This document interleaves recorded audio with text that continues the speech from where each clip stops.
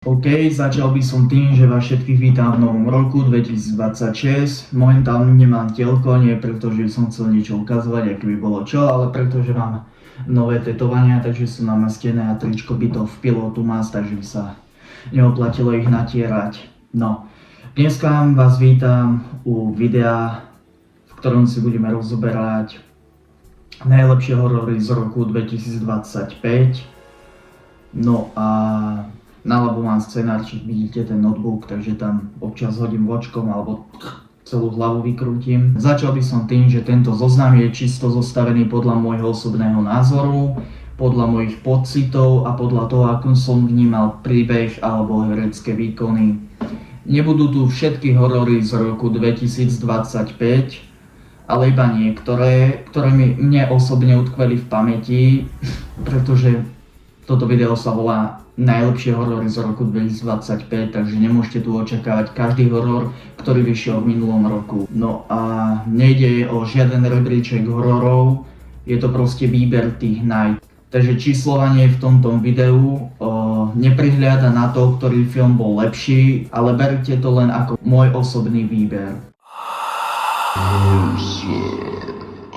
Prvý horor je Weapons alebo Zbranie.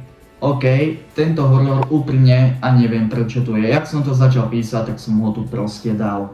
Veľa ľudí to bavilo, popravde malo to veľmi silnú propagáciu a malo to aj dobré ohlasy.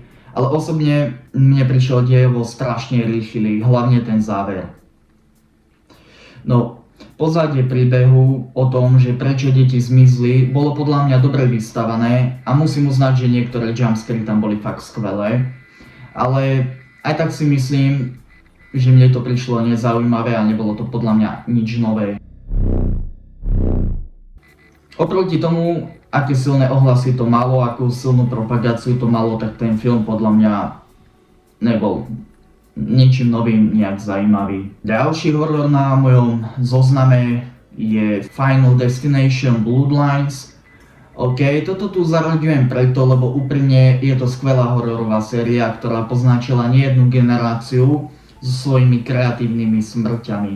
Okrem toho, že to rokmi strácalo na kvalite, bolo horšie CGI a pravidlá príbehu sa menili podľa toho, kto režiséroval daný diel, o tom sa nemusíme baviť. A podľa mňa prekonala všetky predošlé diely svojou kvalitou a vizuálom. Úmrtia boli kreatívne, dostali sme hĺbší príbeh a viac menej sme mohli pochopiť aj fungovanie smrti, alebo skôr ako to celé začalo. Nevysvetlilo nám to teda úplne jasné, ale boli tam tie náznaky z mincov, čo ma osobne dosť bavilo. Tento horor, takú krátšiu verziu rozboru tohto hororu môžete nájsť aj na mojom kanáli. Popravde som mal aj v pláne natočiť vysvetlenie pôvodu a fungovania smrti v pozadí, že jak to celé začalo ohľadom tej mince a tak, ale nedostal som sa k tomu a už to vyšlo minulý rok a nechce sa mi asi moc spätne k tomu vrácať. Ďalší horor je Spoločník. Jeden z najkrajších hororov pre mňa osobne, hej. Skvelá zápletka, ten nádych hororovej romantiky ma fakt dostal. Úprimne, ten horor bol skvelý. Ukázal nám krutosť ľudských srdc, hamižnosť našej rasy a ja ho plne odporúčam. Dokonca ho mám aj rozobratý na svojom kanáli a video malo celkom slušný úspech. Ďalší hororový film z predošlého roka, ktorý nesmie chýbať v tomto zozname, je podľa mňa Čierny telefón 2, ktorý bol úprimne že úžasný. Jednotka bola skvelá a na mojom kanáli je dokonca rozobratá úplne dopodrobná, celý dej. A druhý diel prekonal prvý. Farby boli nádherné, horor bol strašidelný, síce ani raz ma vyslovene že nevystrašil, ale hltal som každú minútu. Zimné prostredie sa mi páčilo hlavne tým, že film vyšiel práve v zime.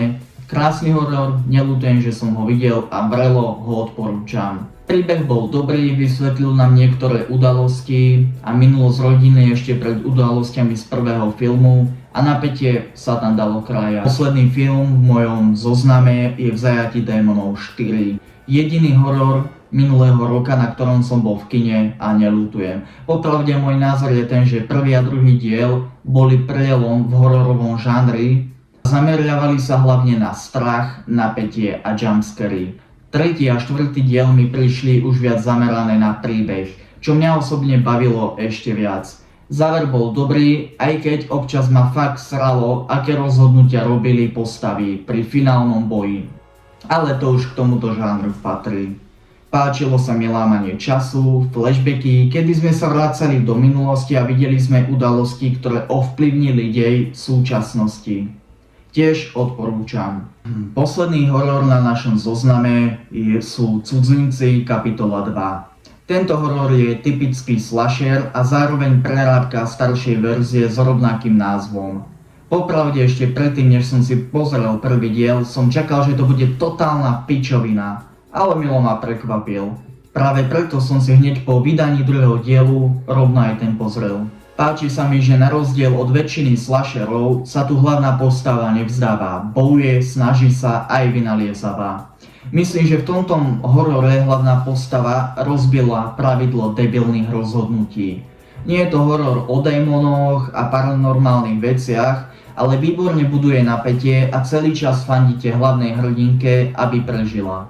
Na záver by som len dodal, že za posledné roky sa s hororovými filmami doslova roztrhlo v rece a preto postupne strácajú na kvalite. Sú to rýchle peniaze, hlavne keď ich natočíte s nízkym rozpočtom. Toto sú pre mňa teda osobne tie najhorory z predošlého roka. Vyšli však aj ďalšie filmy, ktoré si zaslúžia zmienku, ale keďže som ich nevidel, nemyslím si, že je vhodné, aby som sa k ním vyjadroval. Konkrétne ide napríklad o Bring Her Back, Monkey, Signers či 28 rokov potom. Taktiež toto video neobsahovalo spoilery k daným hororom, ktoré tu boli spomenuté. Preto vám možno prišlo to také povrchné hodnotenie, ale keby som mal ísť do podrobná, tak asi viac menej spoilerujem, čož som nechcel.